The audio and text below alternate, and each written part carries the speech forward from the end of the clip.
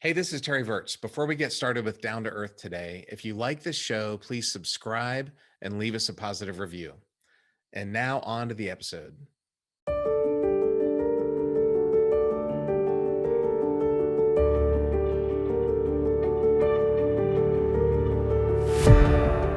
Hello and welcome to Down to Earth with Terry Virts, where we talk about what matters down here on planet Earth. Today, I'm really excited to have Chris Mellon with us as our guest. Chris is the former Deputy Assistant Secretary of Defense for Intelligence. He was also the Minority Staff Director for the Senate Intelligence Committee and also the former chairman of the advisory board for the To the Stars Academy. And he's currently a private equity investor for biotech and IT startups. So, Chris, welcome to the podcast. Thanks, Terry. It's great to be here. Appreciate it. Yeah, it's really good. So we met a couple years ago. I was teaching a class at Harvard, and we kind of met a mutual colleague, and he said, "You got to talk to this guy. He's Chris Mellon. He's really interesting and has some really unique insight." So can you talk a little bit about how we met and how that background came about? So Brad is a young fellow who I met when he was just leaving the Navy, Hmm. and his father was a friend and a neighbor in this area, and asked if I might get together with him and talk a little bit about my experience in the government. And he was looking at different options. So I had known him socially in the area, and after he accepted a position in the Trump administration, uh, something came to my attention that I thought was worthy of his a bit of his time, and it concerned the issue of Navy pilots encountering unidentified aircraft that were violating restricted airspace off the Right. eastern coast of the United States. And so I arranged for some briefings for Brad, and he was helpful in trying to uh, get some support for these Navy pilots who really were not getting any support at all from the system. Yeah. So Brad is also he's a Hornet pilot, and I was an Air Force F-16 pilot, so we like to give each other a hard time, but we had that immediate connection. We had the same background, and he was the White House advisor to DoD. His office was next to Jim Mattis, so he had a pretty, he was connected to say the least. And UAP, I think a lot of people may not know that acronym. That's Unknown Aerial Phenomenon. Is that right? Right, unidentified aerial phenomenon. And Okay. you're absolutely right about Brad. I visited him in his Pentagon office, and he was right in the middle, right in the thick of it, right in the eye of Yeah. the hurricane. Yeah. He was right up there. And so when you talk about, UAP, or in the old days we called them UFOs, as a fighter pilot myself, and you're a very somber, one of the most senior defense officials in America, that's not the kind of thing we talk about. That's not the kind of thing that usually helps your career out. You talk about cultural pressure. Um, it is absolute, right? This is not the kind of thing that you want to go to the Secretary of Defense and say, "Hey, Right. boss, we see these flying objects." Um, and that I assume I was not. I'll have to say this: one of my proudest accomplishments of 30 plus years in the Air Force, I've never been in the Pentagon, never set foot in there. So I can't say for sure, but I'm pretty sure that's kind of the cultural pressure. Is that right? Absolutely correct. And that Yeah. was therein was the problem. Right. Nobody wanted to touch it. And the reports came in, and nobody wanted to send it up the chain. Nobody wanted to own it or put their name on it or acknowledge it or engage in any way. And it was not an instance of, one or two episodes of somebody seeing a bright light at night or something. This was going on week after week, month after month, uh, for years. Right. And it was to the point where they had a near midair collision, had to file a safety report. They were putting notices around the base, warning pilots about the potential for midair collisions. And it was Hmm. that, it was getting to that extent, and still nobody was doing anything to find out where are these things coming from. Are they the Russians or the Chinese or something else? Who are they? Why are they here? What capabilities do they have? It was, even though this is going on right off the East Coast of the United States, not far from the nation's capital, and not Yeah. far from fleet headquarters in Norfolk. Right. So, to me, that was just simply outrageous, just unacceptable. And how and why the intelligence community would personnel would permit that to happen, and would allow concerns about appearances and so forth to override such critical national security equities. That was very disturbing to me, and very concerning. And Yeah. so I just couldn't sit still for that. The class I teach at Harvard, it is, we call it Why Companies Fail, and I talk about the NASA Challenger accident and Columbia accident. And both of those are not technical accidents, they were culture accidents where the culture is just overpowering. People couldn't speak up, or when they did, they were shut down. And so culture and peer pressure doesn't matter if you're in DoD or NASA or in middle school. It's just a hard thing. It's a human nature thing. It's hard to overcome. Can you talk about the time frame? You said it was going on for a while. What are these recent? I mean, you can go back to Roswell in the 50s or whatever, but the recent ones are really different. And I always just immediately dismiss them until I started seeing these New York Times and Washington Post reports. So can you talk about the time frame of these? Sure. So uh, one of the most salient, most notable incidents was November 2004 with the Nimitz Carrier Battle Group. Mm. And what was so notable about that was the conditions under which it occurred, the number of witnesses, and the number of sensors that were all validating and confirming, providing the same information and backing it up. So you had the Spy One radar, the most advanced phased array radar in the Navy, and any Navy in the world, tracking these devices, doing incredible things, descending from 80,000 feet to 20,000 feet down to 50 feet, hovering, then taking off at supersonic and hypersonic speeds, and then stopping and hovering and so forth. And so you had an engagement involving two F-18s with four aviators who were guided to the target by the Princeton. And they observed this at close range, perhaps a half mile in perfect visibility, engaged this object. It maneuvered, it had no control services. It maneuvered in ways that were unexpected, to say the least. It moved sort of laterally and jerkily like this, as opposed to flowing in kind of normal movements of an aircraft. And it was about 50 feet long, white, to say no wings, no tail, etc.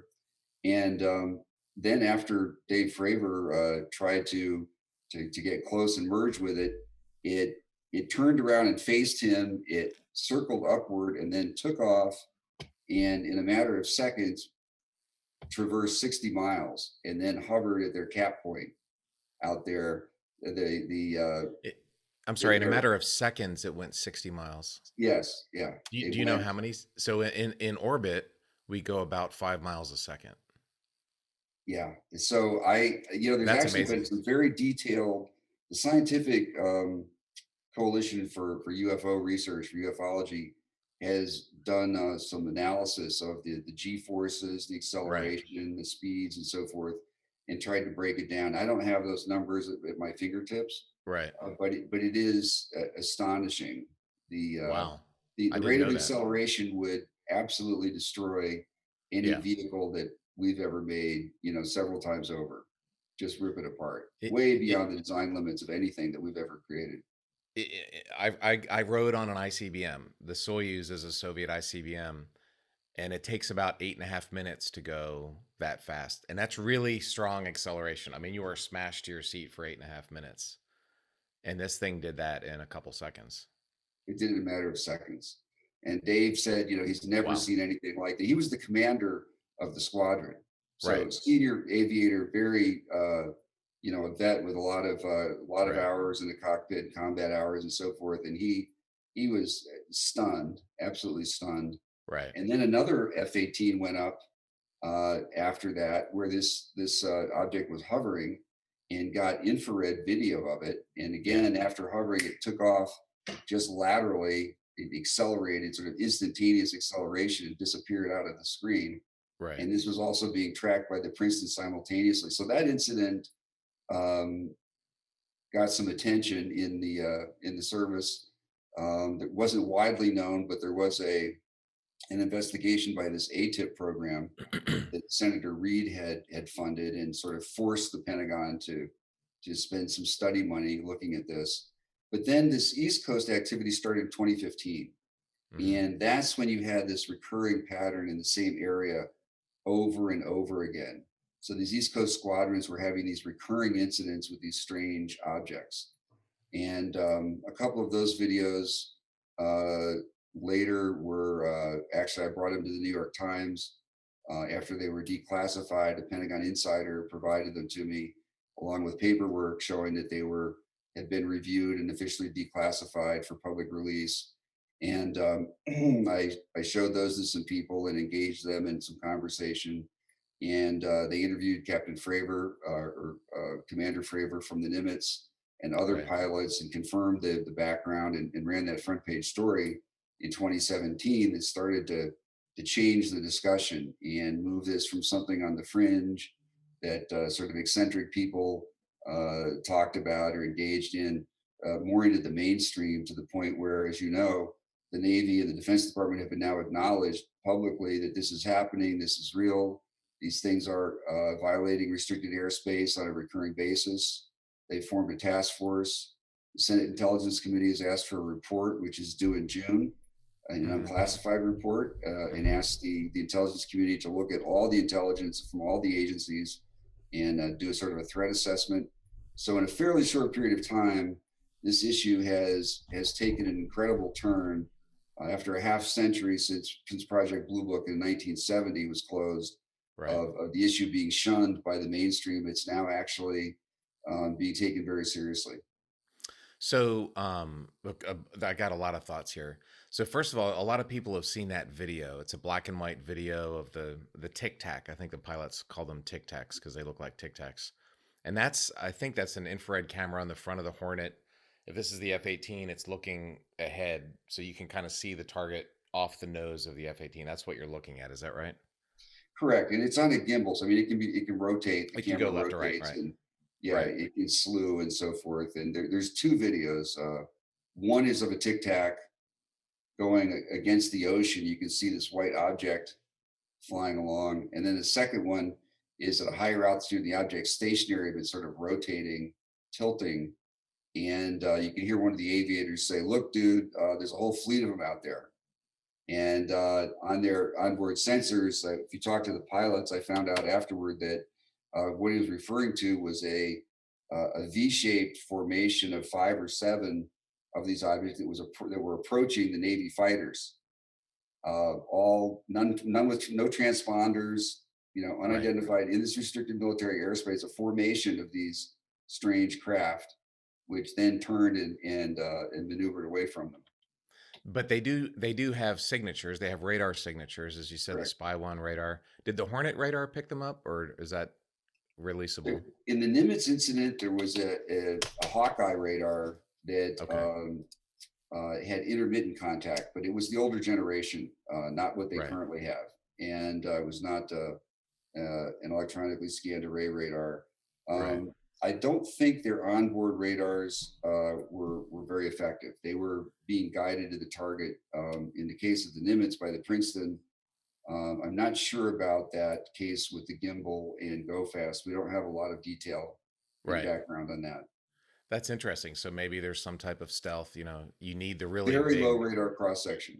right. You need the big radar to find them. That's really interesting. But they show up on the IR, which infrared shows heat. So if something is really cold or really hot, that's how an infrared system works. And so obviously there's some temperature involved with these things. Yeah, they're strangely cool Right. against Okay. against the background, and they do show up in the infrared, and there's an effort right now to look at other signatures that are Right. associated with these because they're finally getting serious about trying to figure out where they're coming from, and none too soon because as you may Right. know, it's been revealed in the press just in the last few weeks that there have been a series of other incidents, one around a nuclear power plant, one around a uh, anti-ballistic missile facility in Guam, another involving some Navy ships off the coast of San Diego, and I know of some other cases as well involving facilities, test ranges, and Air Force bases in the US. So there's been an uptick in activity. Some of that is probably because the press is paying more attention, but there also seems to be more activity in the field. And finally, because of this effort and this initiative, the services and the intelligence agencies are actually starting to share information and talk about it and put the puzzle pieces together. What a concept. I know, it's stunning. um, so I hadn't heard of these things. Are by the way, are they all the same, or is it always that same 50-foot tic tac shaped No, thing? no, no. There's actually a variety of different kinds of objects and different sorts of patterns, behavior. So there are some spherical objects, bizarre. They're transparent bubbles, maybe 6 feet across, with a cube inside, like a black or a gray cube. And these things are hovering and then flying and maneuvering. No exhaust, no air intake, no wings. They're not balloons because they're not just floating, they're flying at hundreds of miles an hour, maneuvering. According to some pilots, sometimes going at supersonic speeds. They seem to have virtually unlimited airtime, and they can hang out, it seems, all day. There are other objects that are like the Tic Tac, much larger, 50 feet. Um, that are observed over a wider range of altitudes and speeds. Then there are things that they're calling drones, but what they really are is unclear, that are coming in very close proximity to sensitive facilities and warships and so forth. And it's quite baffling. There's a couple of good reports based on some investigative journalism and FOIA documents involving the USS Kidd, the USS Russell, and some other ships that have had these things sort of swarming around them at sea, 100 miles out at sea, away from the shore, in conditions of low visibility for hours. As you know, drones typically don't have a lot of airtime, if Mm-mm. that's what they are. These ships have some anti-drone capability on board. Doesn't seem to be effective. Um, Not clear who's controlling them, where they're coming from, what's going on. It seems that they want to be seen. It appears to be an effort to provoke our air defenses. This happened over a period of hours on a couple of different nights. It happened at this nuclear power facility, I think, on maybe two sequential evenings. And again, it went on for hours. And it seemed to be a deliberate attempt to provoke the security and see what kind of response it produced. And there was a THAAD missile battery at Guam that had a similar experience. Those are the ones that have publicly come to light. Right. um, Not clear how many other incidents may have occurred that just haven't been revealed yet. And this is stunning. I haven't heard any of this. Yeah, Do this the is sad. I have Yeah. to tell you, Terry, one of the problems is that this subject and some of the journalists involved, unfortunately, I think are missing an opportunity here, because what's happening is these stories are appearing in the War Zone, which is an excellent news outlet, but it's fairly obscure and Right. specialized, Right. and other outlets like that. They're not taking the information to the mainstream press. And in fact, I was just in touch with one of these journalists today after some new photographic information came out, apparently from the DoD UAP task force. There was a leak of some photographs. And my suggestion was, in the future, guys, if you really want to have an impact, think about talking to one of the major outlets, the Times or Politico Yeah. or somebody, CBS, whatever, and working with them, because Right. you're just not getting the impact and the visibility, unfortunately. I, where can I see these images? The 6-foot bubble with this cube Yeah, with the is really cube. interesting. Yeah, that I don't know that they've got images of. That comes from the pilots themselves, from the Just seeing F-18 it. Yeah. pilots. The Are, A lot of some of these incidents with the so-called drones, they have these Snoopy teams, so-called, on these Navy ships that respond and videotape and record incidents when there's an intelligence opportunity, a tactical opportunity. So they were activating those teams on these ships, and they produced quite a bit of video and quite a bit of data, but DoD hasn't released it. I've talked to people that have seen the video, which is, in the hands of the Navy. And people are genuinely baffled by what's going on and not sure what to make of it. Do they Um, all have that same rapid acceleration capability? um, the drones, I don't know that they've observed that kind of behavior, and I don't know what kind of radar signature they're getting on those smaller bright lights. I know they move radically and quickly, but I don't know if they're having that same extraordinary degree of acceleration to hypersonic speeds. I don't know if they have Right. enough radar cross section to track them that extensively. I've asked that question, and I'm trying to find out, but I don't know yet. So going back to that, if there's, if I'm a Navy ship or a THAAD is a surface to air missile, air defense kind of thing, um, and it's not accelerating that fast. It seems like you could just follow it, and see where it came from. So it must be able to escape somehow. Yeah, and this has been happening, as I said, on a recurring basis, and the Navy pilots are baffled. They'll say, we go out for these exercises, and after we're out there, all of a sudden they just show up, Right. and we see these things, and they are seeing them on their radars Right. sometimes. I know that, and they're out there for the duration of their exercise, and then they seem to kind of disappear. And next time they go out, they show up again. Is it always Navy pilots? Have you had Air Force pilot? There's some I've had airline Air Force as pilots. well. Yeah, you've had Air And Force. yeah, Okay. what was happening was, this is kind of interesting and telling in terms of culture. So the Navy was reporting these incidents in the same operating zones that Yeah. F-22s were training in, Out of and Langley. the Navy was reporting these things, and the Air Force wasn't.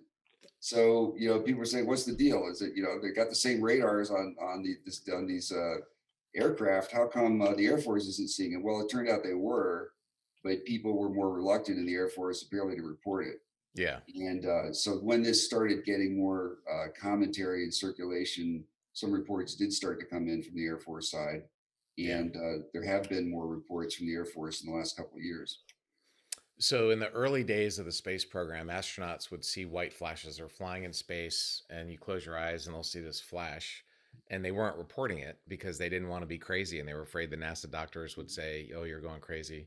And I remember it was my fifth night on my first shuttle flight. I was going to bed at night. I closed my eyes, and boom, I saw the flash. And I remember thinking, "That's what the guys were talking about. It's cosmic radiation, and when it hits your optic nerve, you see this flash." But that's just a story of, pilots, fighter pilots. These guys were seeing something and not wanting to say something. I mean, in the Air Force, if you say that, you're that guy, and Yeah. you are that guy forever, and you're going to get a call sign, and it's really unhealthy. It's a terrible way to have an organization. It just is what it is.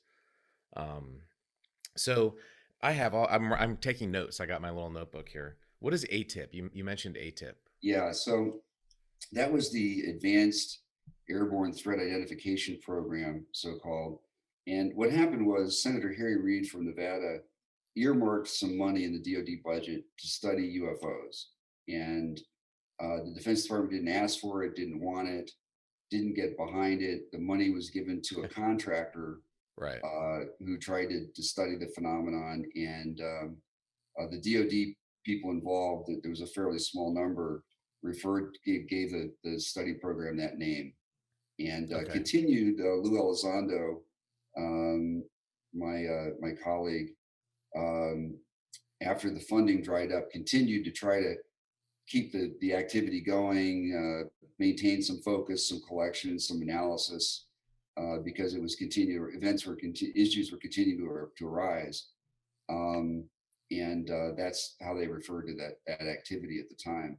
So it's a little bit misreported or misunderstood. People are saying, "Aha, the Pentagon was saying we're not interested in this," and then we find out they were actually studying it and writing these reports. Well, they weren't interested, and they didn't support the studies. The Air Force wasn't involved, and the intelligence agencies. It was really congressional interest and some earmarked money that was being spent. So it really was not an indication that DoD writ large was actually saying one thing and doing and thinking something else.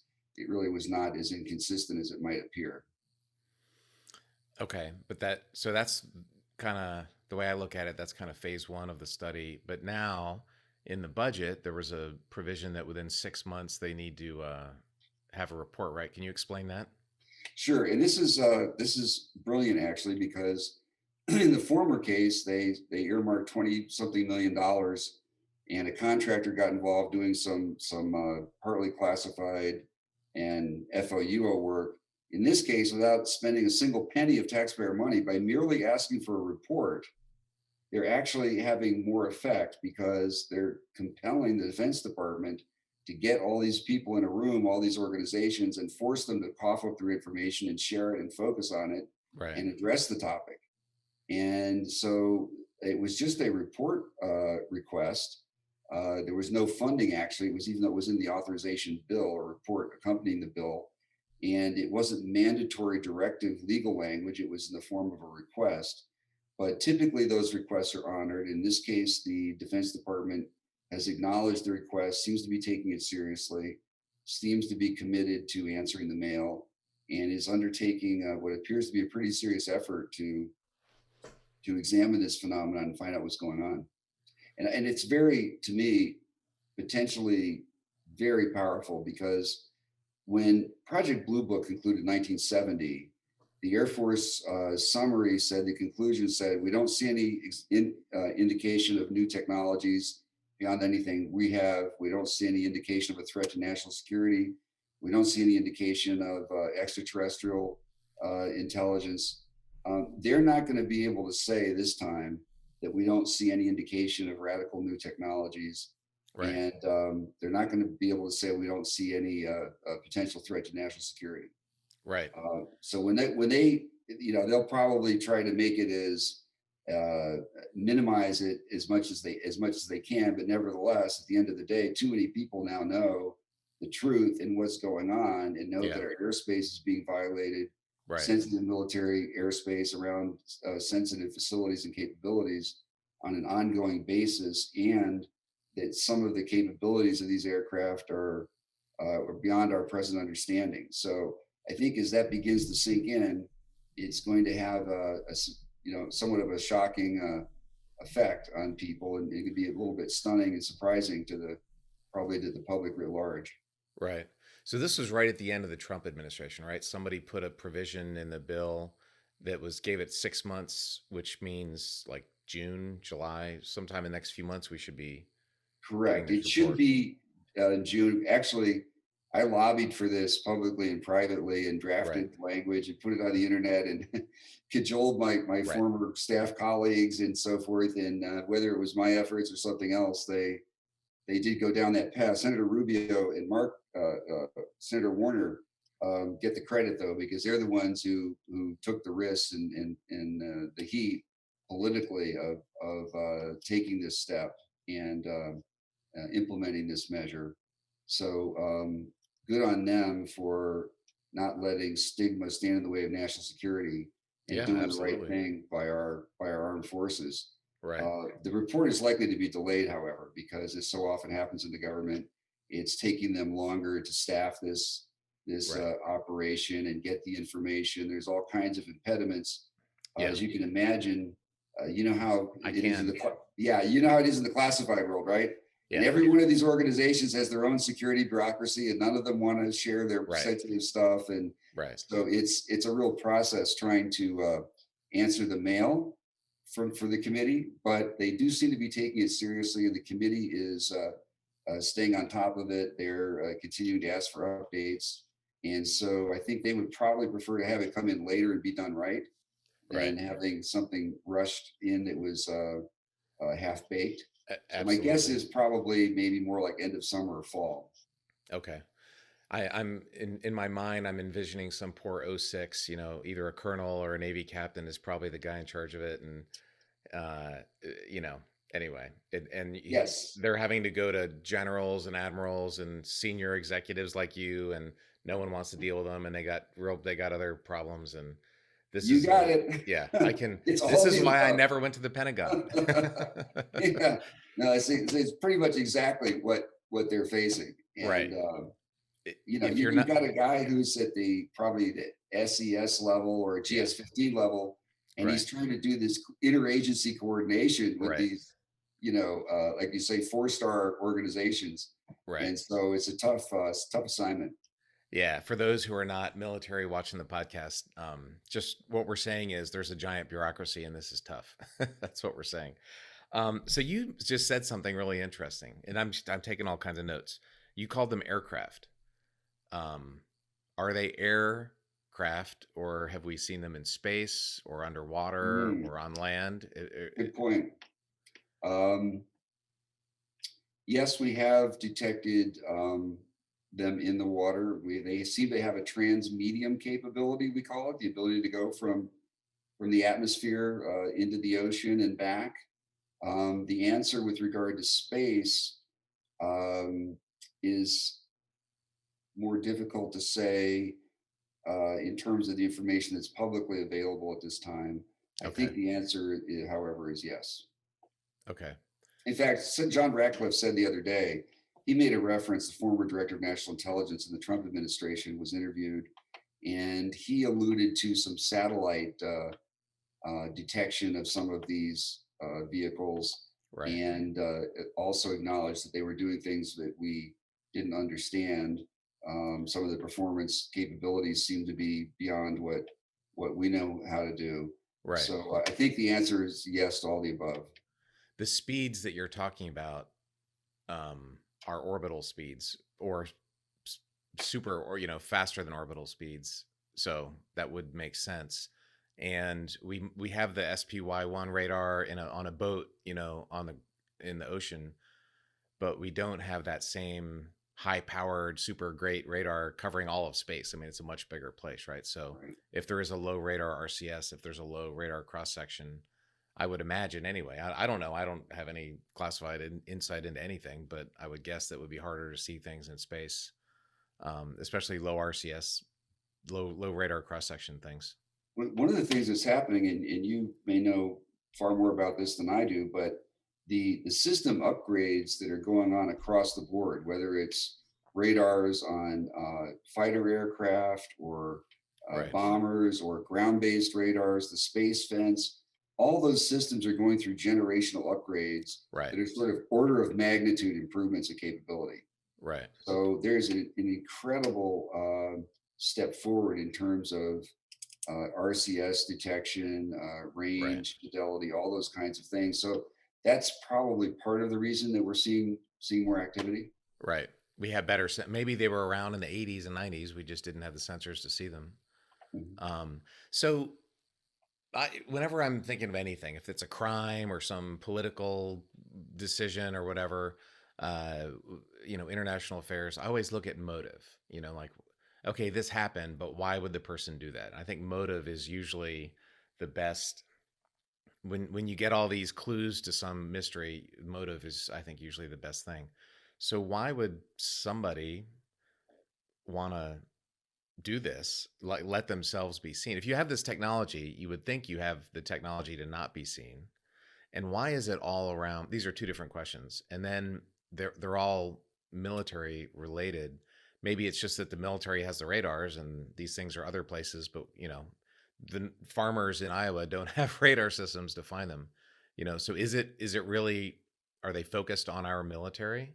Are they focused on other nations' militaries? Or are we the only ones seeing it? Anyway, I'm asking you a lot of questions here, but these are Yeah, those all, are all great questions, and yeah. I can address those pretty succinctly. I think um, in terms of motives, this is partly what's concerning because in the intel community, will do something we call ferreting. Sometimes we'll send say a reconnaissance platform into an area to deliberately provoke the air defenses to Right. see how they respond and what they're doing. And some of this behavior has that appearance, as though they're deliberately trying to test our responses and our capabilities. Um, so that's a little concerning. But that's the only motive in some instances that it seems to make a lot of sense because they're being deliberately provocative and making sure that they're being seen and hanging, right Right. near the ship and flying over the ship, and it's very provocative in some cases, as opposed to the pattern over most of the past of these very elusive, rarely seen kind of fast moving objects. Some of these cases, it's very different. They're really hanging out where they can be seen as though they want to be seen. Um, so we don't know what the motive is. That's one of the big questions. But to the extent that we can impute one based on the observed behavior, it's a little concerning because of the what seems to be a focus and emphasis on our military capabilities and sensitive installations, largely nuclear installations, and platforms either with nuclear power and or nuclear weapons capability. Um, Whether that is how that compares to what's going on in the civilian world writ large, it is absolutely a global phenomenon. Um, I've heard this statement several times from astronomers and people writing op-eds in the Wall Street Journal and so forth. Well, this is really happening. How come commercial airline pilots never see these things? Well, there's a NASA former administrator who has a website, and he's recorded over, I think, 5,000 incidents of commercial airline pilots who've seen these things. It happens routine. It happens commonly, and there are lots of reports from all over the world, and video and photographs from commercial airline pilots. I just read there was news a year, couple 2 years ago in Oregon. There was a, there you could listen to the ATC com. Hey, there's this thing following us, and hey, it just disappeared, or something. It was something to that effect.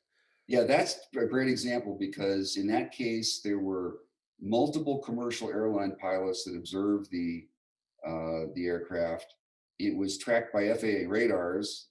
They had the altitude and the speed. NORAD scrambled two Strike Eagles, F-15s, to go Wow. after it. And yeah, so there have been incidents like that, and they don't get much, again, mainstream press coverage or reporting. But that kind of thing has been happening on a fairly steady basis for decades, actually.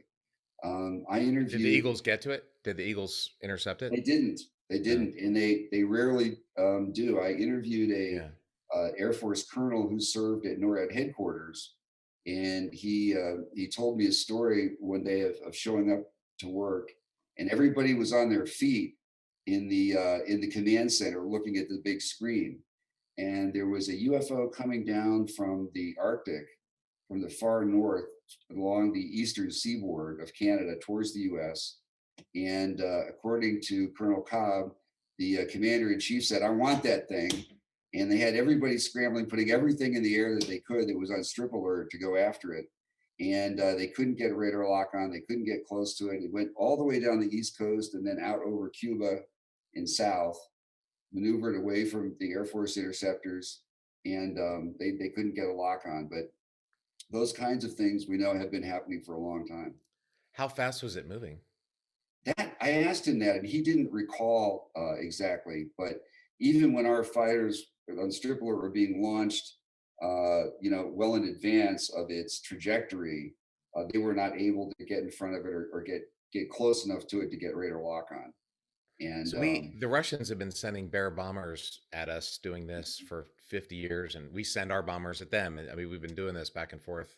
I mean, and that's what I did when I was an F-16 pilot. You can intercept airplanes. It's not rocket science. I yeah, mean, this was not a Bear bomber for sure. These speeds yeah. were well in excess of anything that the Bear bombers are going to be capable of.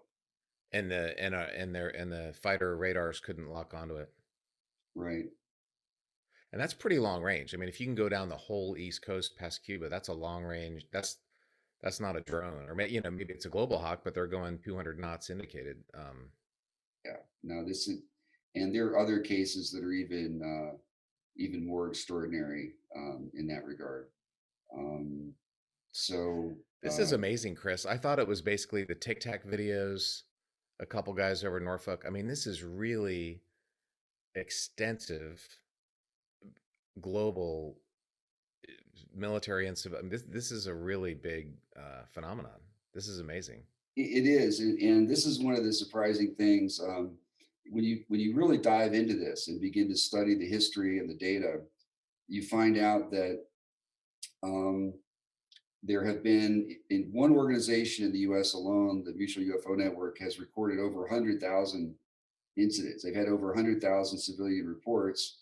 We know that probably in 9 cases out of 10, people don't make the effort to report a sighting.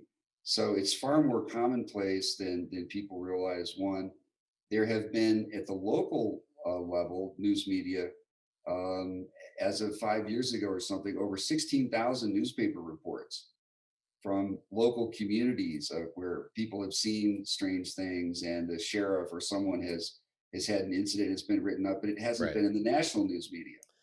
So it's But been going on at a far more extensive level than people generally realize, including flyovers of the US Capitol in 1952 on 2 successive weekends.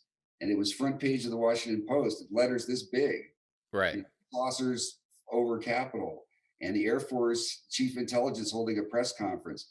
There's a documentary that I appeared in called The Phenomenon, Hmm. and they recount some of that and have some footage from that press conference. So there's been a tremendous amount of far greater level of activity than the public generally realizes here and abroad. They've had similar incidents in Belgium, in Brazil, in France. They have an official government unit in France that studies this phenomenon and has for Huh. decades. Wow. So it's actually, it's under the radar, if you will, publicly. But when you actually start to dig into this, you find there's an extensive amount of data, a lot of very compelling data. So, okay, in my mind, and that's been going on forever. There's been sightings for as long as you can remember, but the the difference in my mind, anyway, this is the way I'm processing it, is that now we have um, pretty extensive like fighter pilot sightings and Navy radar sightings. We have real data from. This is not UFO guy in a farm field somewhere. These are really serious people with actual tracking data, radar and infrared tracking data, and it's common. It's not like it's a one-off thing. There's like multiple. Well, there's a couple different types of vehicles as you mentioned, but they seem to be related. And the really disturbing thing is they seem to be focused on kind of probing our air defense reaction times and stuff, which is exactly what we do to our adversaries. Mhm. It's this is it seems like it's different than your kind of run of the mill. Every people report, there's lightning, there's whatever, there's always UFO sightings, but this really does seem to be different. Yeah, the credibility of the evidence and the sources has gone up significantly Oh yeah, as our yeah, capabilities have improved. And now that a lot of it was we didn't know what we knew because nobody was reporting this activity. And so if you went to a senior official in the intelligence community and said, what's going on with this UFO thing, he couldn't tell you because nobody at right, NRO or DIA or Army or Navy or Air Force or CIA or anybody was uh, issuing any reporting when they got information. And in fact, people were doing the opposite; they were suppressing it. So I've talked to AWACS captains and so forth who had strange incidents and radar data, and they just said, we just shredded that. We didn't want to report that. And so that kind of thing's been going on for a long time. And finally, now that we're beginning to face it, confront it, and be willing to, take our hands away from our eyes and take a look, the picture is starting to come into focus. And yeah. it's very surprising. Actually, it's kind of shocking to a lot of people. I know the new Air Force Chief of Staff is General CQ Brown. Great man. He was like basically my first boss. As I was a new lieutenant F-16 pilot, and he was the squadron weapons officer. And if I were him, I would set up a non-attribution anonymous. I would just scour the Air Force pilot ranks and radar operators, AWACS, and say, hey, have you guys seen anything? That's the only we have the data we have, but knowing the culture, I bet you there's more data out there that people haven't reported. I promise you there is. Yeah. I'm in touch with people on the task force, some of them, and I know there are many other incidents that they're aware of that are not in the public domain. I also know there have been incidents over the years. For example, there was an intercept in Texas during George Bush, the younger George Bush's presidency, Hmm. of an unidentified aircraft that was approaching his ranch. And FAA radars were tracking it. The Air Force scrambled some F-16s, and there was sort of a prolonged chase and engagement there near Stevensville, Texas. And during the ATIP program, one of the Air Force officers who had top secret clearances and so forth tried to interview some of the F-16 pilots, and they refused to talk. They said, "We've signed non-disclosure agreements, and even though you're Air Force, and even though you're supposed to be investigating this phenomenon, we can't talk to you." And so there's that kind of information that is out there, but who's got that? Who's ever recorded that, and where does it reside? On what it was that they saw and encountered, and so forth. I think there's a lot of data that is available potentially that's not been tapped or looked at yet. In fact, we have a I'm lot of sure. sensors, as you know, that they will suppress, for example, if something, they won't display on a radar screen something that doesn't fit sort of known profiles, right? Because they want to reduce Right. clutter. They're So there will be filters. certain Right. Right.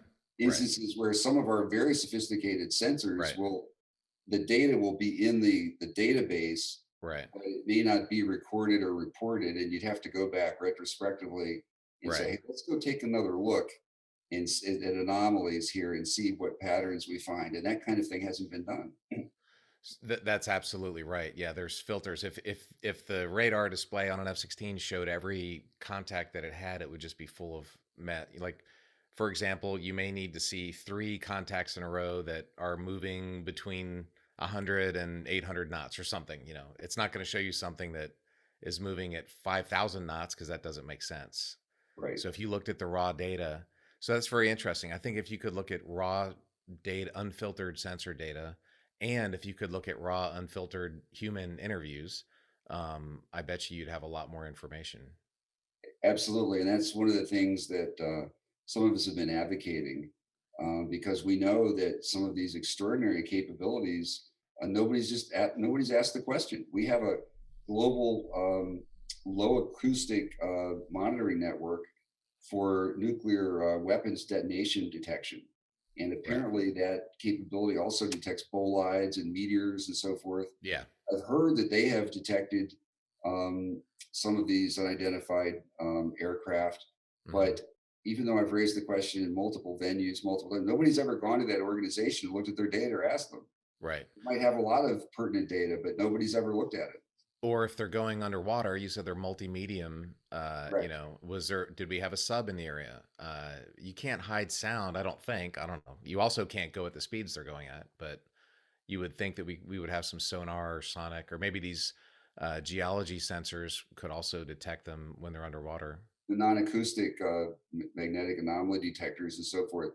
I know Yeah. the Navy does have data, and in fact, a former CNO, Chief of Naval Operations, at a press conference recently acknowledged that they had, while he was CNO, they had some incidents of objects entering and leaving the ocean, and they didn't know what to make of it. Um, so I know that the Navy also does have their own undersea data. It has had incidents of very high speed objects underwater that are unidentified. I mean, so just to kind of get to the bottom line, from my perspective, anyway, and I'm just a civilian, but it really does seem like a national security issue of the of you know it's a national security issue, and we need to get over cultural and stovepipes. Just like in 9/11, these different agencies had different intel and they weren't talking to each other.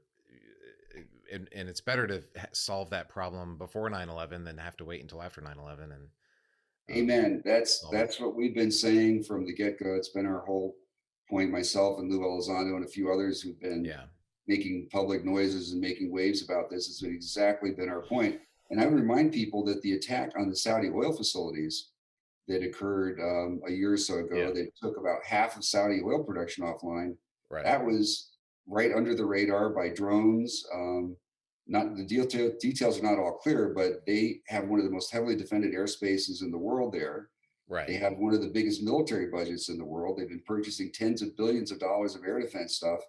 Right. And apparently the Iranians and or Yemenis, Right. whomever, were able to mount a very successful and fairly devastating attack Right. with these drones and low Right. level aircraft. So we're vulnerable to that same sort of attack. Thankfully, we've got these big oceans on either side and some buffer, but our air defense systems would be just as vulnerable to that kind of attack if it came over the coast or that sort of thing. Yeah. Well, everything you've told me is that we've been completely defenseless against these things. We can't even intercept them half the time, and when we do, now I have a note here. ROE. What are so? What if the F-16 intercepts it? What are the rules of engagement? Is it just like an observe, or the pilot's just gonna? I don't think we're gonna go shoot something down, right? No, I don't think so. Not unless it's making a beeline for the White House or something. Right. Right. Right. And that's an interesting question with regard, particularly to some of these drones, because they could easily open fire some of these Navy ships when these things are in close proximity, in which they have been. In some cases, just moving at 16 miles an hour parallel to the ship as it's underway at night. And there have been opportunities to engage. Thus far, to my knowledge, we haven't. None of the commanders on the scene have chosen to do so or been allowed to do so. Right. Maybe that's a good thing. Yeah. Yeah, I'm not. I'm Yeah. not challenging it, saying that they should. Right. I'm just reporting what I understand to be the facts. Okay. So you're describing things that are very low observable, that are incredibly fast, and the speeds and accelerations and altitudes that you're describing are, from what I know, and I'm just a fighter pilot, but they don't seem possible. You could say, are the Russians doing this? Are the Chinese doing this? And the Russians and Chinese have they great military technology. They spend lots of money, and they often sell it to all of our enemies around the world. But nothing that I know of can do the things that you've described. And I can't imagine that the Russians or Chinese or French or Germans or Argentinians. I mean, these just don't seem like normal technologies, and that's an important point, I think. It is, and the conclusion that many people jump to is, well, it must be some secret U.S. weapons project or something that we're doing. Right. And the first thing, of course, that happens in the military, if it's a commander of a carrier battle group or whatever, and his pilots are reporting this, or the uh, the air defense component is reporting this sort of thing, is they ask that question. And everybody that I've talked to who's gone to the Pentagon, to the Special Access Program Oversight Committee that tracks all those programs, Mm-hmm. and the service chiefs and so forth, the answer has come back uniformly every time: it's not us. Right. And it's also, we don't have any reason to believe it's the Russians or Chinese. Right. In some cases, it may turn out, those drones might turn out to be, maybe, perhaps that will prove to be the case. Right. Perhaps there will be some more innocuous explanation, but we certainly need to be asking the question and looking into it rather than Right. ignoring it. Rather than ignoring it. And special access program, for everybody, is that's kind of like the highest level of classification. They have cool nicknames, and so that's just saying that at the highest level of classification, they're saying it's not us. Um, so if it is Russians or Chinese, they must have an aircraft carrier or something. You have to get the thing to America, Right. right? Yeah. And, sometimes we know that they do have some clandestine maritime assets Right. and things like that. They do have some special capabilities, and Right. there are instances where perhaps it is them. Unfortunately, until very very recently, we just haven't been making an effort to get to the bottom of this, and Right. it's just been swept under the carpet. So if we find that that's the answer, maybe that's great. But whatever it proves to be, the time for just speculating is beyond us. It's really time to start getting answers, and thankfully they appear to be finally at long last doing that. What about I mean, obviously, the really interesting potential would be if it's not human made. Um, I don't know. Thoughts on that? Yeah, so that's of course what makes it so hard to get people to Right. focus on this and to talk, even have a conversation about it, because that even that possibility is so distracting, disorienting, concerning, Right. controversial. Right. So I've generally in this discussion steered away from that. Right. But obviously, from my standpoint, I'd love to hear your view. My perspective is that there's no scientific reason a priority to rule that out. Right. Even if a civilization was only able to say they were able to achieve 10% of the speed of light, Right. at the size of the Milky Way, after perhaps a million years, if they just gradually moved, expanded outward at that pace, after a million years or two, they could colonize the galaxy from one end to the other. Hmm. And if you had vehicles that were artificial intelligence, they didn't have biological beings on board, so there Right. was less constraint in terms of time or support. Probes could be sent out, relatively inexpensive, totally autonomous vehicles. Something like that is, I don't see why we would just rule that out and say, well, because it's inconvenient or disturbing, that it can't be that. I mean, Yeah. for scientific basis, I don't know why we would uh, exclude that possibility.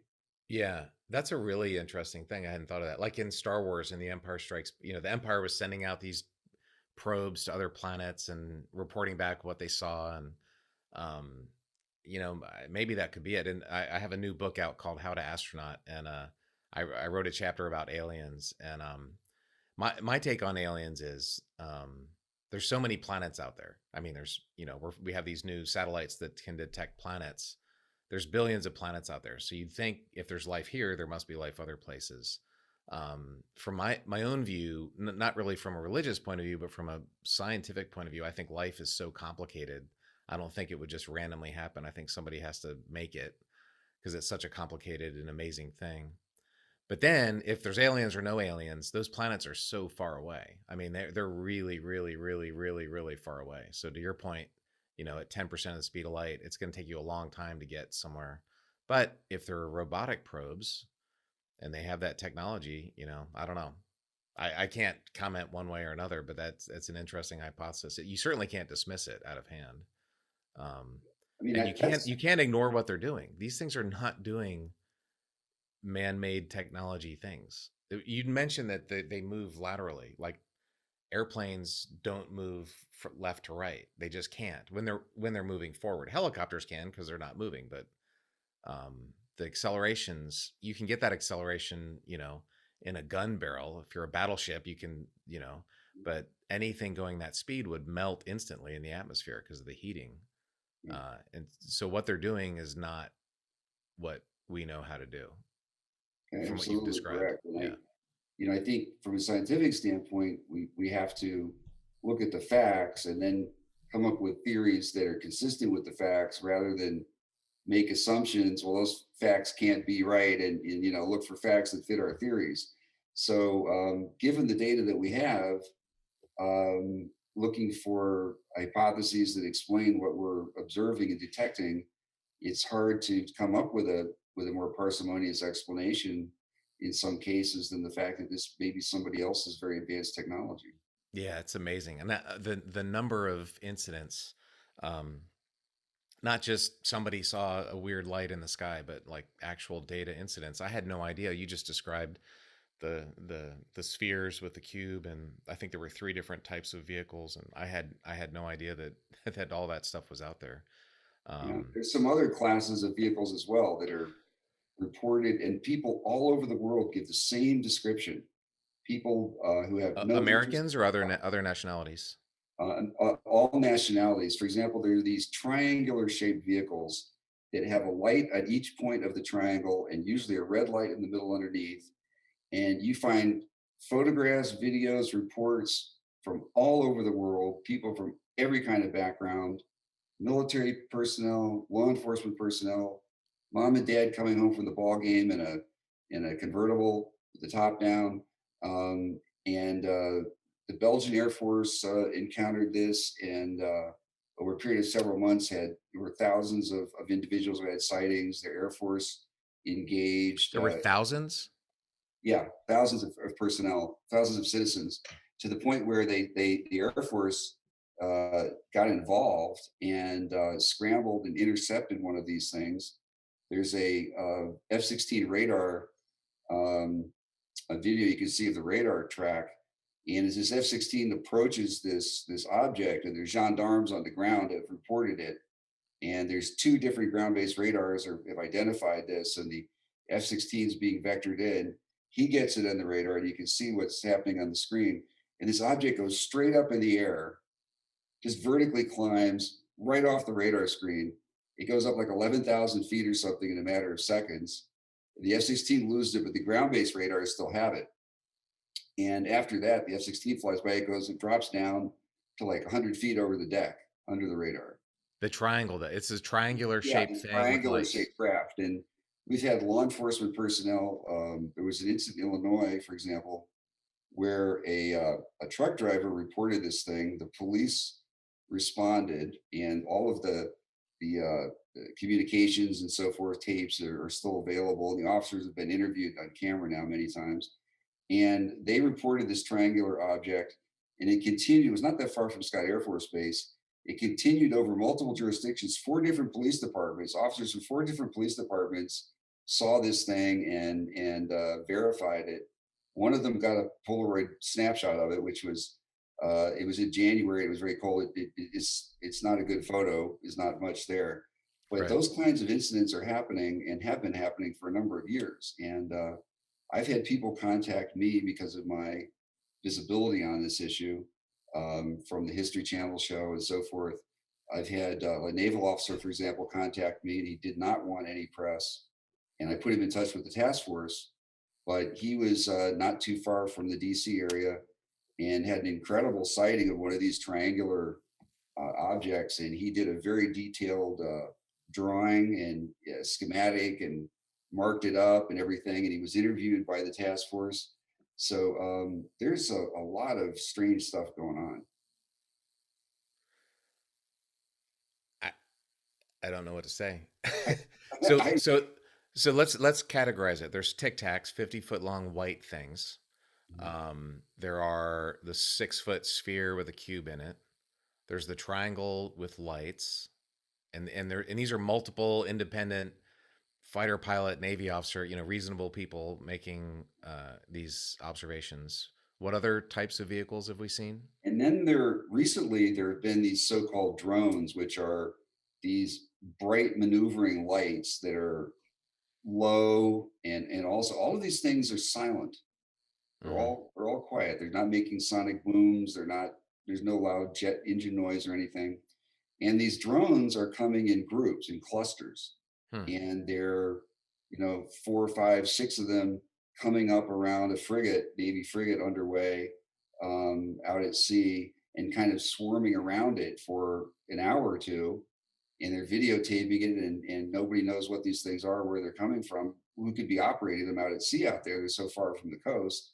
Right. Um, Well, you and can do drones in formation. There's companies that do this for your birthday, Yes, right? They do things, but this is not what you're talking about. well, it could be. I mean, the things we don't know where they're from, but Right. what's surprising is that normally you have to be within a certain direct line of sight to operate those things. And normally you have a fairly significant constraint on time in the air because Yeah. just of the energy requirement, right? Yeah. So this is going on in some cases night after night, hundreds of miles away from the shore in conditions of low visibility. And these things are not crashing in the water, they're not Right. colliding, they're maneuvering independently. So I don't think that's a case where we look at it and say, oh, that's beyond anything we could do.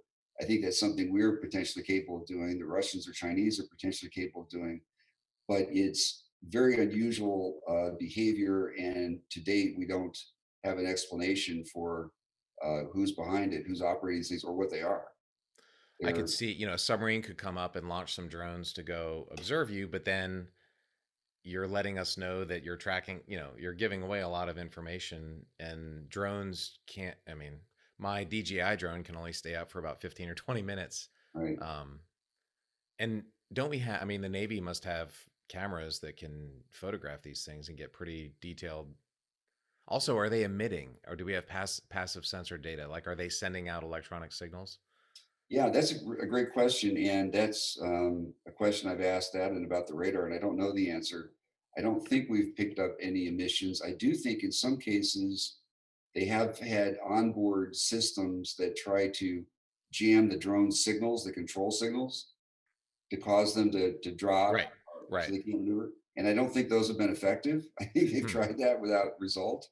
Right. I'm not certain about that, but that's what I hear through the grapevine. So it's quite mysterious at this point, but it is provocative because of the type of facilities and capabilities that they seem to be interested in, and the behavior around them, which, as I said, seems intended deliberately to test our responses and capabilities.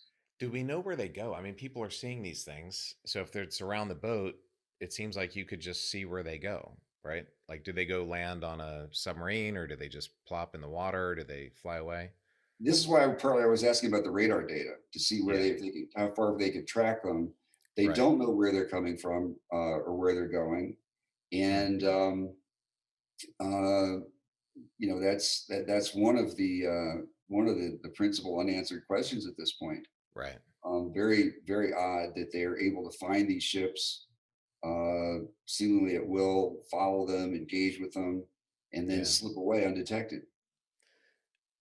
Yeah, that's a really interesting thing. That's again, that's one of those, if you're going to investigate it, you'd want to you'd want to answer those questions for sure. But And I do know, as yeah. you suggest, that our people have been videotaping them.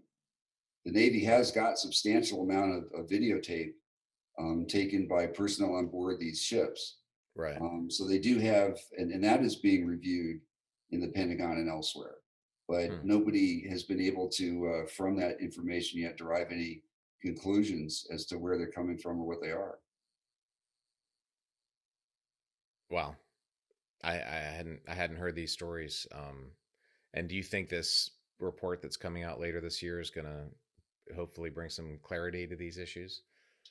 I don't expect it to bring real clarity. I think what it's likely to do is validate and acknowledge that there really is something here we need to pay attention to, something Yeah. surprising, something we have not publicly acknowledged or admitted before, something that could be a threat and that we can't afford to ignore. That I think is in itself very powerful stuff and far reaching and probably going to surprise and shock some people.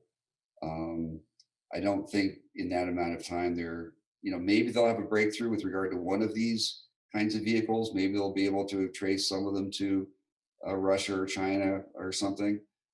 Seems unlikely at this point, Yeah. and certainly not going to be able to explain the full range of these things, the tic tacs and all Yeah. that. Very very unlikely. The thing that you're saying, and that, I mean, I remember when CNN and the Washington Post and the New York Times, there were legitimate news organizations that reported that Dave Fravor 2004 incident. And so it's legitimate. There's something happening there. I don't know what it is. Um, and then I'd heard about the East Coast, talking to friends, and guys didn't want to report or whatever. So I knew that there were multiple incidents, but the extent of the multiple incidents that you're talking about, the different types of vehicles, different types of sensors that we've tracked them with, different types of people, Americans and Europeans and French and other, uh, you know, and also the commonality of that we're seeing the same vehicle types in different parts of the world. That, like, the extent of this is something that I had no idea. The Um, public generally does not. Very few right. people have any sense of this, and it's surprising. Many times I saw Elon Musk interviewed on a podcast not long ago. He had no idea. Here's a guy who runs one of the foremost space companies in the world, who's on the Right. cutting edge of everything, and he had no idea that about this New York Times story or Yeah. about the Nimitz incident or any of this stuff was going on. Right. And he's obviously an extremely intelligent and well-informed person. So Right. that is typical, really, of kind of where we're at in the gap between uh, public knowledge and information and the facts. Yeah. But yeah, I was so yeah, I think he was on Rogan. I listened to that. Right. I was on Joe Rogan a few months ago, and of course, he just wanted to talk about UFOs and my time in space. I didn't see any, or as an F-16. I've never really seen it. It's not that I dismiss it out of hand, but I am skeptical, and I think in that community, the first answer is it's not aliens, right? That's like the default answer to whatever weird thing you see is, well, it's not an alien. We'll figure it out. Um, and so that's just my kind of basic skeptical nature, but these are real things, and you can't explain them with normal explanations, and so they need to be investigated. Joe's theory, Rogan, is that when we started doing nuclear bombs and when we started getting more advanced, then he thinks the aliens were like, oh, we got to pay attention to these humans because they could become dangerous, and so he thinks they're checking us out because now we have nukes and stuff like that. I don't. That's Joe's personal view, but Mhm. he's definitely interested in this phenomenon. It's amazing, Chris. Thank you for being willing to speak about it, and not a lot of uh, senior officials like with your resume is pretty amazing. It's pretty impressive, and you've worked for Republicans and Democrats. Mhm. So this is not like a partisan thing in any way. I Not at don't think all. it. Yeah, Not at all. yeah, And I'm I'm the least partisan person that you're going to run into. You say I've worked for both parties, and I've worked for presidents of both parties, right, as well as senators from both parties. And right, on these intelligence issues, it's the last place that should be partisan. The yeah, issues that I worked on shouldn't be partisan at all, and it's sad to yeah. see the degree to which politics have been intruding even into the intelligence world in recent Yeah. years. It's a kind of tragic, actually, as well as dangerous. It's Um, tragic and dangerous. yeah, Exactly. It's Americans deserve better than yeah, that. we desperately need to get better on that. Yeah. So what do you think? What's the answer there then? The partisan divide and I've been speaking. When I left NASA, I've been speaking, and in my mind, it's kind of felt like 1930. There's this. First of all, there's a race towards authoritarianism around the world, and second of all, there's this division. We're just shooting ourselves in the foot. We're hurting our own democracy while we're at it. And so it's kind of felt like 1930 and 1940 isn't that far away. So I think we got to solve our political problems. You know, do you have any thoughts on that? I do, and I've written about this a little bit with some tried to offer some pragmatic and uh, creative suggestions. Um, one of the things that concerns me is the paralysis that results from that, the Mm-hmm. inability to adapt to a changing world.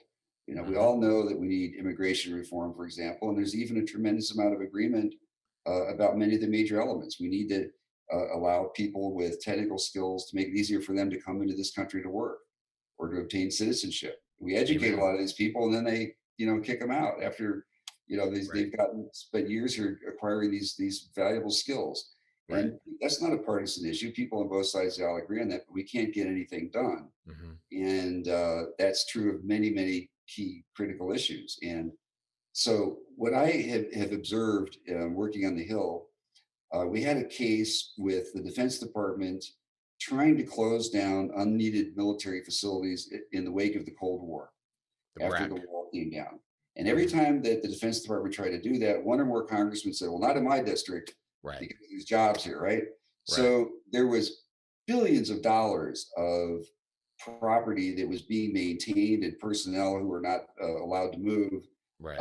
which was dysfunctional and expensive. And Congressman Army of Texas came up with a clever idea. He said, "Let's create a commission that's nonpartisan, equal membership from both sides. Let them hold public hearings and delegate our legislative authority to them. Mm-hmm. So their report, their recommendations will automatically become the law unless vetoed by the president or overridden by 2/3 of Congress." And the result was that you had subject matter experts who are not running for office. They're not in the pocket of any special Mm-hmm. interest group. They're not raising money. A totally transparent process with experts, subject matter experts, and totally nonpartisan. And it was so successful, they saved in the first round of budget cuts maybe 10 billion a year. It was so successful, they repeated that process 3 more times, Congress did. Mm-hmm. Now, my question would be, if it worked so well, a citizens commission, public citizens commission like that, for those reasons. And by the way, it was challenged and proven constitutional. Hmm. Supreme Court upheld the process. If it works so well for that, why not apply that to some other problem areas? Why not try that with immigration? Why not try that with maybe Social Security reform Hmm. or some of these other very pressing issues? And if the Congress is not getting the job done, they're not getting the work done, the president can say, look, I'm going to give you a chance to come up with a bill, an immigration bill, but if you don't, we're going to get this process started. We need to get it started in the interest of the American people. So something gets done here if you Hmm. guys can't do your jobs. And then we'll get legislation within a year or two, and it will be passed unless he vetoes it, unless it's so horrific that the majority of Congress overrides it. Right. That's very unlikely. And so that would be one way to cut through a lot of the nasty partisanship, as well as the influence of money and special interest groups. It further complicates the legislative process. It further prevents a lot of positive change. And the fact that it's open and transparent and nonpartisan and the money's taken out of it, to me, those are all strong positives. Yeah. And so I've written some articles suggesting that is one idea to help us move forward. I think in addition to that, we also need to address the information issue, because with so much disinformation and so Hmm. much disagreement about what sources are credible, Hmm. between conservatives and Democrats getting their information from, Echo chambers. how do you Hmm. resolve an issue if you can't even agree on what the basic facts are, right?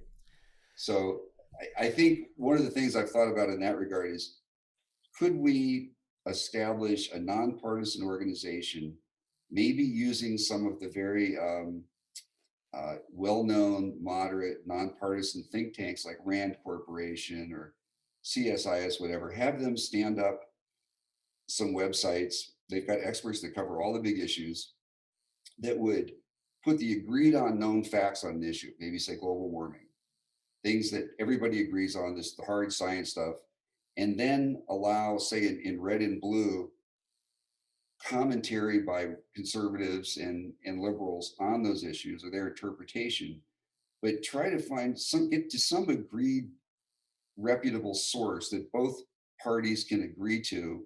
Maybe both parties have a role in picking the people that participate in putting it together, getting some sort of a touchstone credible source that both sides can use to check articles against and allegations, and cut out a lot of the disinformation and misunderstanding.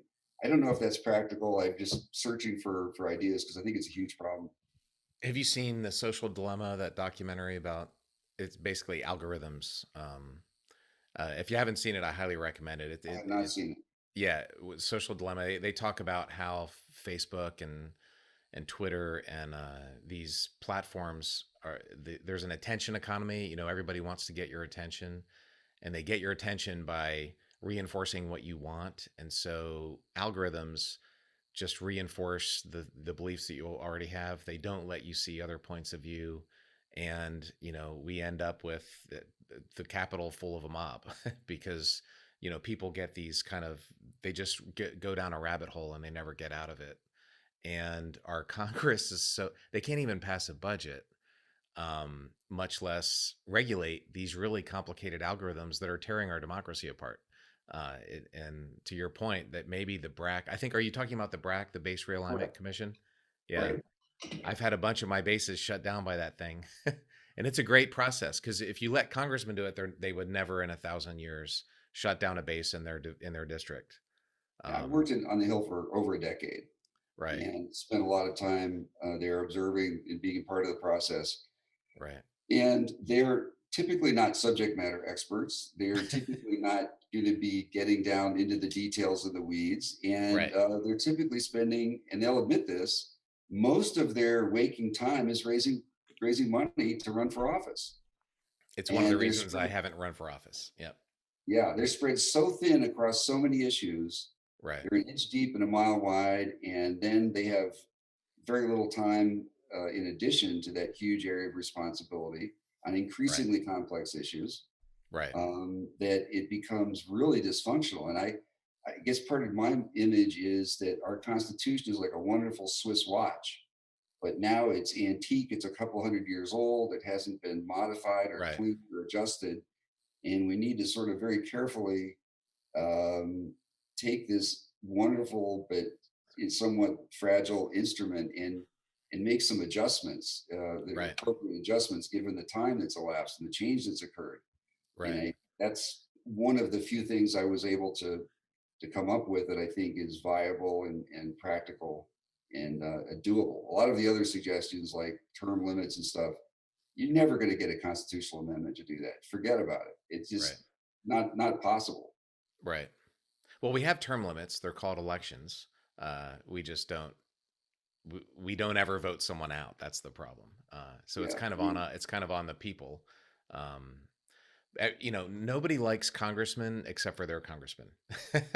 right. Like they like their guy or gal, but they don't like the other 434. I think the one really useful thing that a BRAC type process that a nonpartisan organization really needs to do is gerrymandering or undo Yeah, gerrymandering in the yeah, congressional districts, because the state legislatures get a hold of the power and they draw congressional districts to where, for example, if you're a Republican legislature, you would make a few districts with 90% Democrats, and then you would make all the rest of the districts with 60% Republicans. So you get 8 of the 10, even though it's really 50-50, you get more, and Democrats and Republicans do it, but that that really damages our democracy, and it promotes extremism. It doesn't promote like moderate candidates, because you have to be more extreme to appeal to your base. I think that would be a great use of this nonpartisan.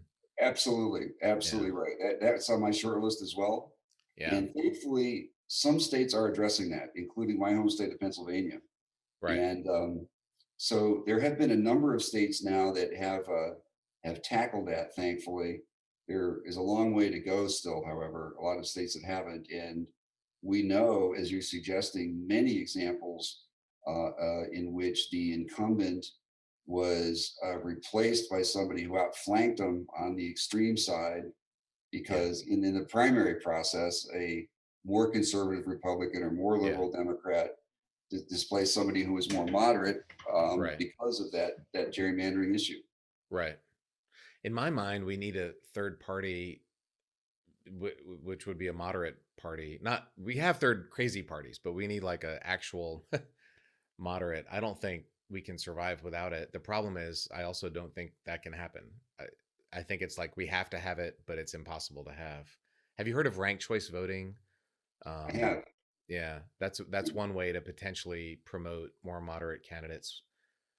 Basically, there's the primary is Republicans and Democrats. Everybody is in it, and like I think the top 5 candidates from that go to the general election. And so if you just have a Republican primary, you have to be, as far right as possible to win, or a Democratic Party, you got to be, left wing socialist. But if you have like a general primary, then candidates who want to appeal to both sides and the moderates could get through. I was a math major, right? So there's this thing called a bell curve. And Yeah. most of life is in the fat middle part of the bell curve, and the extremes are the small part of the curve. But our political system really rewards the extreme right and the extreme left, and the middle kind of gets left out. That's my view, You're anyway. absolutely right. And this is the fundamental problem that occurs not just in that instance, but in other instances, which is not that the people are bad, but Right, the incentives are wrong. The right, system itself has got so many negative incentives, it's become so dysfunctional, and good people are given the incentive to do the wrong thing at many levels of our system, from right, gerrymandering to legislation, the way the fundraising is right now, and the right, amount of money they need to raise and take. It right, forces them constantly to confront this issue of, do I want to stay in office or do I want to do what I really believe is the right thing? right. And so it's a system that needs some adjustment for sure. If a Republican thought, you know what, 43,000 gun deaths is the wrong number, it's insane. The other 19 of 20 G20 countries don't have mass shootings. Like, it's take a couple zeros off of what we have. so we should do something. And they did something, they would be voted out of office because of the NRA and the you know. And so you just can't solve, and those are real problems. My family, I was in Boulder down the street when at the Mhm. moment the shooting happened. I've all these mass shootings. I have family members there. It's a real problem. People get killed, and yet the government can't. Literally, they won't do anything. Nothing will happen, and it's very frustrating for all these different problems. What do you think about the debt? You remember Congressman Rayburn, right? They named the Yeah, Rayburn the House Cleveland office House burning. House office building. Yeah. So I think he was the one that said a billion here, a billion there. Before long, you're talking about real money, and he probably said that, I don't know, 50 or 100 years ago or something. Well, nowadays it's a trillion here, a trillion there. Before long, you're talking about real money. So what do you think? What do you think? What thoughts on the debt? Yeah, so it's frightening. It's a little concerning. We've learned, it seems, that we can carry more debt longer, and other countries can, than we used to think, without negative repercussions. The interest rates, as long as they remain as low as they are, enable us to manage more debt, and we may, through inflation, further reduce the burden through time. Maybe the only way we can do it. What's dangerous, though, and concerning is you don't know where the wall is. You don't know where the limit is, the edge of the cliff. It's a Kind cliff. of Yeah. walking along in the night and feeling your way, and you don't know where that edge is. So at some point, people lose faith in the system. Hmm. The debt burden gets to be so great, people begin to lose faith in the currency and in the banking system. And then you have a meltdown, and you have a crisis on the scale potentially of the Great Depression. These days, it could be something even more far-reaching and devastating because of the degree to which economics is globalized, and all the supply chains and the Right. dependencies that exist and so forth. So that's the scary thing to me about it, is that we're piling on this debt, and we're getting closer to some invisible boundary, Right. which could, cause an explosion and a meltdown, and we don't know where that boundary is. Right. So I think we have to be, responsible and somewhat prudent and cautious, even as we are sensitive to, the human suffering that's going on, and the unmet needs. So it probably sounds very like a politician's speech, and not a very precise response, but I think common sense kind of takes you in that direction, for me at least. Yeah. I mean, when you look at the numbers, it- debt is cheap now, so now's the time to borrow is the theory. But we saw, a few weeks ago, interest rates went from 1.3 to 1.5, and the market had this giant, lurch after going up a couple Yep. tenths of a percent. And once people are not willing to buy bonds in the bond market, and then you have to start raising interest rates, then that debt burden, I think, very quickly gets pretty ugly. And if in the test pilot community, we call them a flying qualities cliff. So that is, you're flying the airplane, everything's fine, everything's fine, everything's fine, and then all of a sudden, boom, you stall. Right as you slow down, everything, you can't notice anything. You get a little bit slower, a little bit staller, and then when you stall, the whole airplane just drops out of the sky. As opposed to some type of graceful degradation, it's a cliff. And I think the point you made is pretty scary. This may not be a slow thing that just gradually happens. And we saw in the '08, the global financial crisis, that was a global disaster. Yeah. And the thing that worries me, like I think in terms of like debt to GDP. So basically, like how much you have on your credit card bill versus your salary. That ratio is, we owe more than our salary. Um, and we haven't been there, I think, since World War II, from the numbers I've seen. But the difference is, after World War II, as soon as it ended, that came way down. We got rid of our debt level very quickly because we stopped World War II. That was a big expense we had that we didn't have to fight anymore. We were the big dog on earth. Like, America was the big dog on earth. That's not true anymore, right? China is our equal Why not? economically and militarily. Other Europe is, that's, we're not the big dog on earth anymore. And after World War II, we sent women into the workforce, and that was a huge GDP boost. It was a big, that really increased our national income. And women are already working. We don't have some group of people that we don't have some easy way to increase our GDP like we did. So we're at the same debt level, um, but we don't have all the mechanisms that we had before to fix it. And after the last big bubble in 2008, we borrowed $1 trillion and we had TARP. We were able to do this big deficit spending, to kind of get us out of it. But we're already doing the deficit spending times five, right? We're already doing that huge amount of deficit spending. So if we did have another financial burst, we wouldn't be able to just borrow spend our way out of it because we're already at maximum borrow spending. So those are the concerns I have anyway. Yeah, that's and I share those concerns. It's a very increasingly troubling situation as we keep pouring on more debt. Yeah. And, again, this is a case where, in some instances, both parties agree on what needs to be done in terms of, say, Social Security expenditures, and the fact that the Social Security system is going broke, is in the Right. process of going broke. And everybody Right. knows that you need to raise the age a little bit of retirement. You make a few Right. adjustments, you can balance it, but we can't get it done for political reasons because of the gridlock. So Right. once again, if we had a situation, we had to use this BRAC um, Right. method, we could probably get a nonpartisan or bipartisan commission to put forward very pragmatic, sensible Right. recommendations that would become law and solve that problem. Yeah, we need to get that fixed because that's a math, and we all know it's coming. It's a you can see the bridge is out, and we know the train is going there. And let's not drive it off the bridge, right? Let's start slowing the train Absolutely. down. And, That getting back to one of your earlier points about partisanship and how to address it and the information issue, one of the things that concerns me a lot is that um, science itself is being challenged and questioned to hmm some degree, I think, on both sides. And that has been typically such a great way of resolving disputes and disagreements. Right. We agree on a process and we examine the facts and the implications, and we can resolve many objective issues.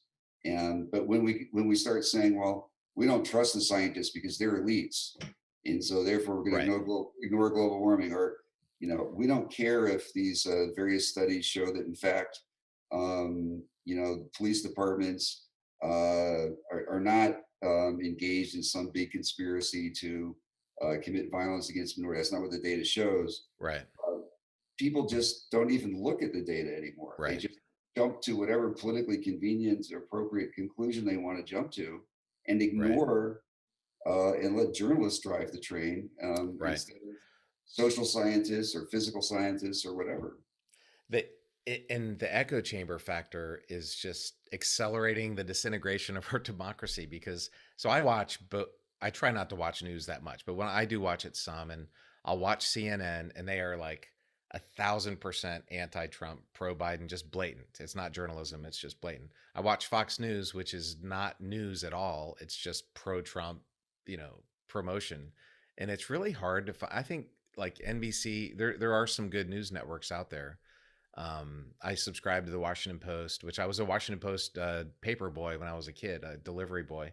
Um, and it's just 100%, left wing. And it's really hard. I try and get different news from different organizations. But when it comes down to if you're watching Twitter or Facebook or whatever, those platforms are designed to reinforce what you believe and not let you see what you don't believe. And it's kind of on us to have some wisdom and discernment and get the information, because otherwise you're just going to be reinforced, and it's just going to make you mad, and you're not ever going to be challenged in your beliefs. I think that's needs to be part of our educational system now Yes, for absolutely. young people. Yeah. Everybody, at least in college, if not in high school, needs to understand how to find facts, to make their own judgments and determinations. Going on the web and digging things out, as opposed to just being spoon fed Yeah. what one network or one anchor person or Yeah. somebody thinks. And that social theory of knowledge that I believe in blue whales, not because I've seen one, but because people I trust tell me they exist. Right. Unfortunately, that isn't working so well anymore because people have given up their trust in these impartial Right. sources, and the sources aren't so impartial. So it Right. kind of forces us more responsibility on us, which is not that hard to do, really. But people need to think about that, and I think do that more often. Yeah. That is critical thinking. If I were, Secretary of Education, that would be my top thing. Our democracy depends on it. I know that sounds kind of, sensationalistic, but it's true. Unless we have people, because in a democracy, you kind of get what you deserve. We vote them in. So if we don't like them, it's our fault. We're the ones who voted them in, and you have to have people who are educated and can think critically and kind of cut through ideology and just hot air and cut through to what important issues. I don't Um, think our journalism programs in this country even require journalists to take a course in statistics. I mean, that's a great question. I mean, talk about critical thinking.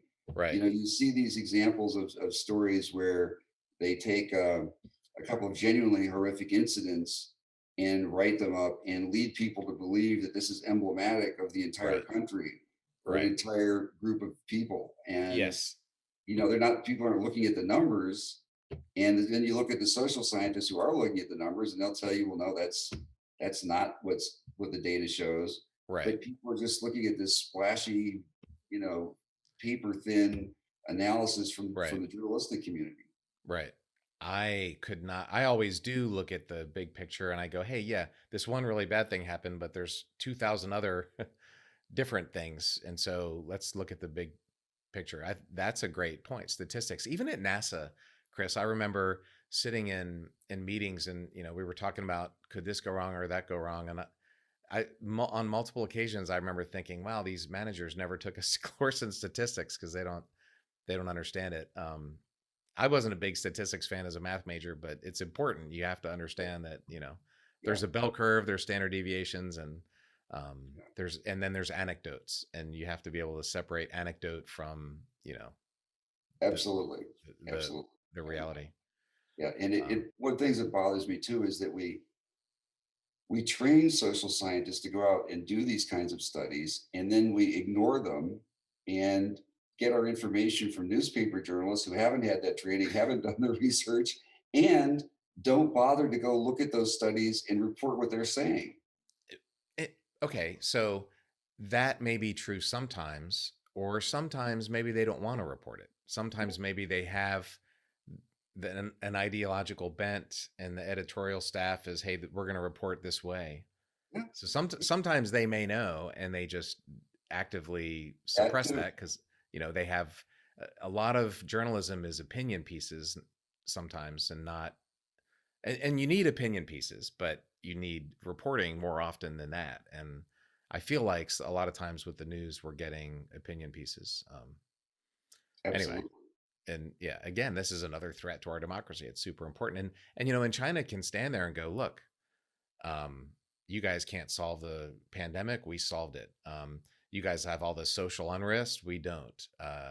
You're suppressing minorities. We're not. Of course, they are with the Uyghurs, but they're not going to admit that. And they can kind of promote how great their system is relative to ours because of these dysfunctional problems that we have. Yeah, and I think that part of our education system, it would help if people had more of an understanding about China and Chinese culture and Oh yeah, values and history. yeah, As well.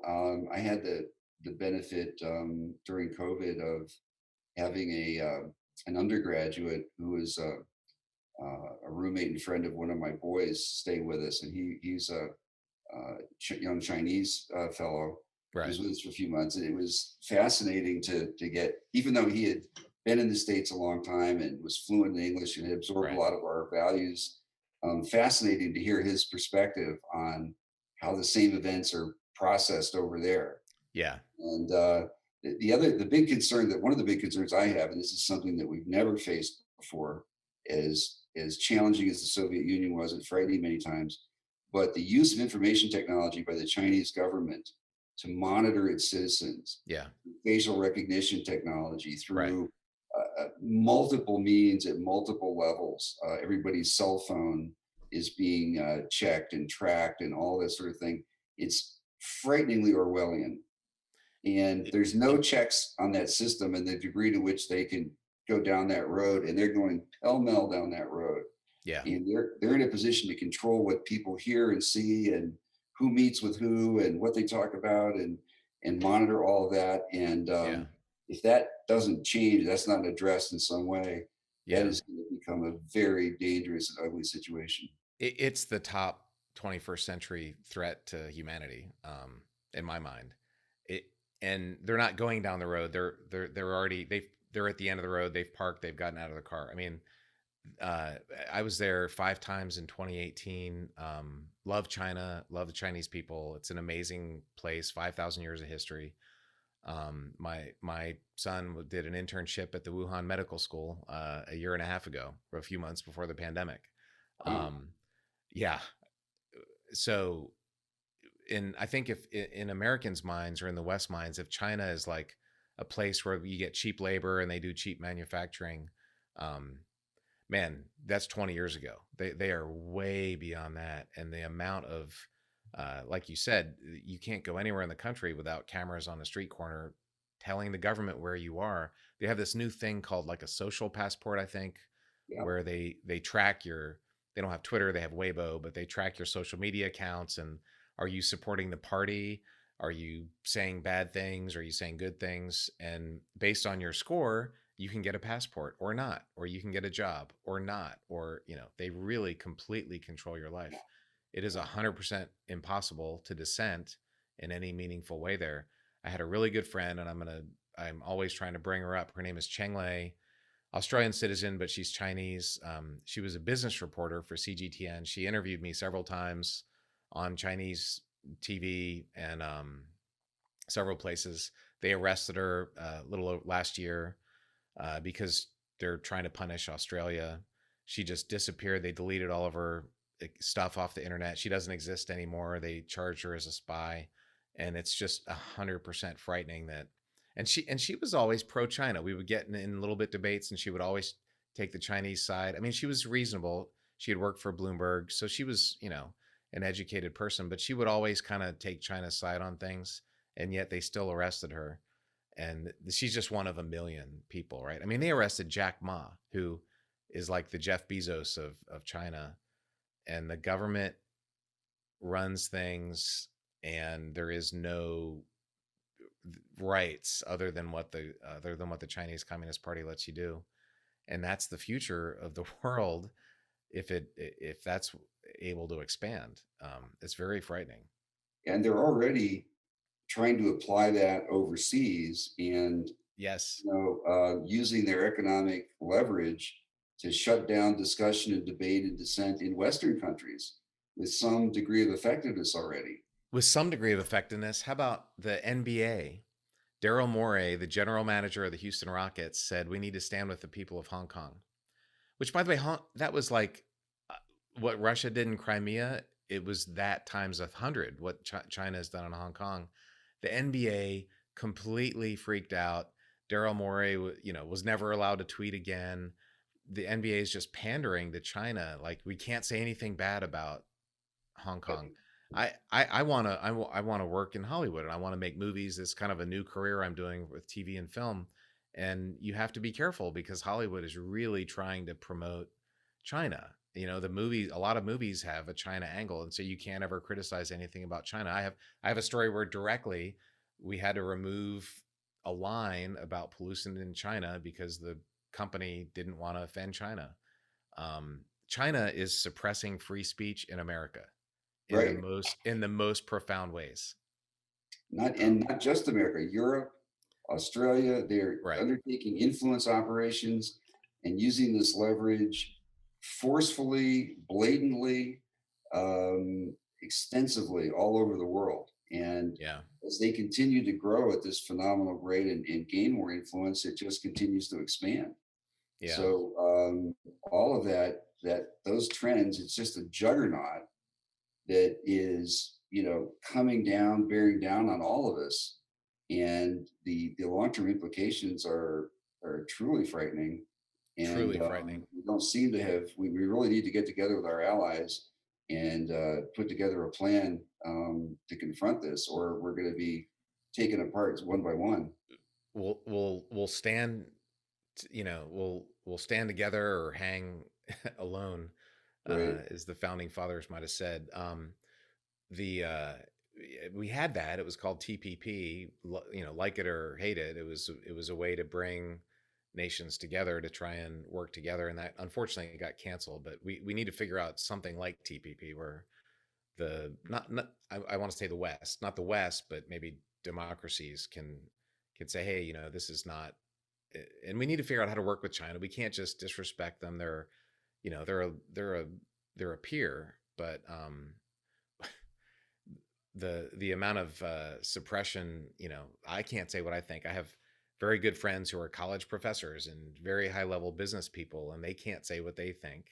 You can't say what you think about China and America, or you won't be able to get a job, right? It's That's pretty sad. In the NBA or NFL or whatever, in a sports league, you can badmouth America all you want, but if you say something about China, you're completely shut down. And Isn't it outrageous? there's something perverted about that. Absolutely. I mean, it's truly perverted, Yeah. and it needs to be challenged. It needs to be confronted. The administration needs to do that, and I think we need to do it together with our allies. And I think Yeah. we need to make it a really top priority and a point that is constantly on the agenda. The human rights issues regarding China, the suppression of free speech, that needs to be something that we make visible and constantly refer to and bring it up, and maybe even begin to attach penalties to it economically in terms of trade, and steadily Right. increasing penalties associated with that. It's I used to be very optimistic after the wall came down. Right. I thought, maybe the great lesson of history is not that might makes right, but right makes might. The good Right. guys won. Right. Democracy prevailed, and free enterprise. And so maybe we, can count on that, ensuring our future, and the Chinese will fall into line. But in fact, it's not turning out quite so neatly. I agree. And so, in America, we used to have this idea of manifest destiny.